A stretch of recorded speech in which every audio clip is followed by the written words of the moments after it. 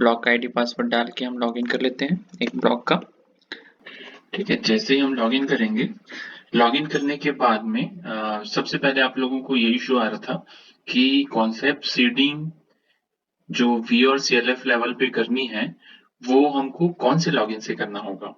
तो इसका आंसर ये है कि जो वीएलएफ और वी और सीएलएफ का कॉन्सेप्ट सीडिंग होगा वो आपका होगा आपके ब्लॉक लॉगिन से, क्योंकि वी और सीएलएफ की जो एंट्री होती है या उसके जो मेंबर्स होते हैं जिनको आप ट्रेनिंग देते हैं वो आप कौन से लेवल पे देंगे, वो आप अपने ब्लॉक लेवल पे देते हैं। इसीलिए आपको ब्लॉक लेवल में लॉगिन करना है और डिस्ट्रिक्ट के लॉगिन से आप उसको मॉनिटर कर सकते हैं।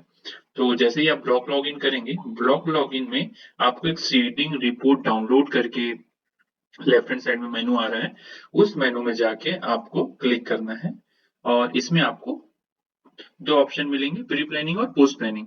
प्री प्लानिंग में आपका होगा सीडिंग का इनपुट, वी और सीएलएफ लेवल वाली सीडिंग का कॉन्सेप्ट सीडिंग, और पोस्ट प्लानिंग में आपका ग्राम सभा आता है।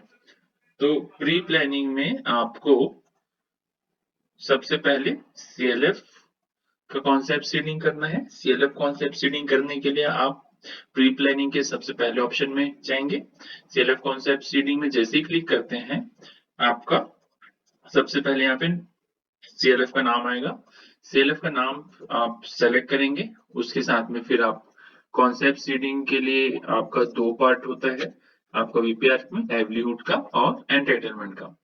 तो इसमें आपको लाइवलीहुड वाले में डालना है कि कितने सीएलएफ के मेंबर आपका कॉन्सेप्ट सीडिंग का पार्ट रहे हैं, वैसे ही आपका एंटाइटलमेंट में भी कितने सीएलएफ मेंबर आपके कॉन्सेप्ट सीडिंग के ये ट्रेनिंग के लिए आए थे या उस समय अवेलेबल थे।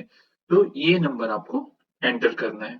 तो ये नंबर कभी भी दोनों का, मान के चलिए कि आपके यहाँ एक सीएलएफ में 50 मेंबर है, तो आप जब ट्रेनिंग देंगे तो आधे लोगों का ट्रेनिंग होगा आपके लाइवलीहुड में और आधे लोगों का ट्रेनिंग होगा आपके एंटरटेनमेंट में, क्योंकि जो काम करेगा उनको ही बस ट्रेनिंग देना है। अगर आपने दोनों को एक साथ बिठा के सारी चीज का ट्रेनिंग दिया है तो वो चीज आपको यहाँ नहीं डालनी है। आपको बस वही डालना है कि कितने लोग आपका लाइवलीहुड के लिए काम कर रहे हैं और कितने लोग आपका एंटाइटलमेंट में काम कर रहे हैं, क्योंकि मैनुअली ओवरऑल वहां पे आपका गलती नहीं होना चाहिए। तो ये आप चीज करेंगे सीएलएफ के लिए। सेम प्रोसेस आप वीओ के लिए करेंगे। सीएलएफ में आप हर एक सीएलएफ के लिए कर रहे थे और वीओ की में भी जब आप करेंगे तो आप हर एक वीओ के लिए करेंगे। तो आप पहले सीएलएफ सेलेक्ट करेंगे। सीएलएफ सेलेक्ट करने के बाद में आप फिर वीओ सेलेक्ट करेंगे। आपके यहाँ जितने भी वीओ होंगे पर्टिकुलर सेलेक्टेड सीएलएफ में, वो यहाँ पर लिस्ट में आते जाएंगे। तो आपको सेलेक्ट करना है और सेलेक्ट करने के बाद में यहाँ आपको नंबर ऑफ मेंबर्स यहाँ पे डालने हैं कि इस वीडियो के अंतर्गत कितने एसएचजी मेंबर्स ने यहाँ आप कॉन्सेप्ट सीडिंग में पार्टिसिपेट किया था। लाइवलीहुड के लिए कितने लोग पार्टिसिपेट किए थे और एंटाइटलमेंट के लिए कितने लोग पार्टिसिपेट किए थे। तो ये चीज की एंट्री आपको यहाँ पे करनी है। अब ये होने के बाद में आपको एड वीओ सेटिंग करना है।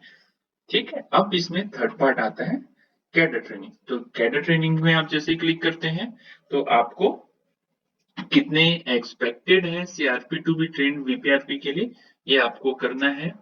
एक्सपेक्टेड वीपीआरपी देखिए, एक होगा आपका टोटल सीआरपी, एक एलएच के लिए होगा और एक एंटाइटलमेंट के लिए होगा।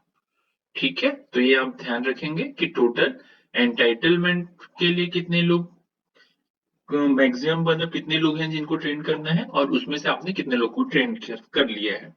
वैसे ही एलएच वाले पार्ट में भी आपको एक्सपेक्टेड कितने सीआरपी हैं जिनको ट्रेन करना है और उसमें से कितना आपने ट्रेन किया है, ये आपको नंबर इनपुट करना है और आपको एड कैडर रिपोर्ट में डालना है।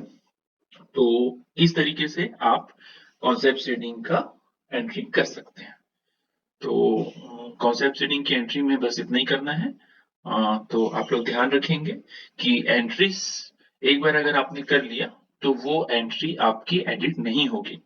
तो ध्यान रखेंगे कि एंट्री करेंगे वो मतलब कैलकुलेशन के साथ में करिए ताकि गलती की गुंजाइश कम हो जाए। Thank you.